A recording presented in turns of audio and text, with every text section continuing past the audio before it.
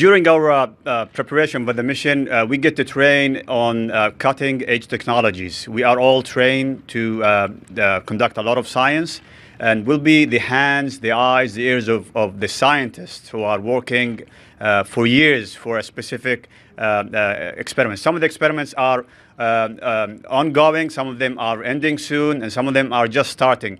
So one very interesting experiment that I'm looking really to see is seeing the heart tissue beating in space. So this is something like a cutting-edge technology that one day we can, when we start 3D printing organs, this is really important to see how the structure is built in microgravity. So this can give us a really good insight how these tissues are built. So one of them is testing heart tissues.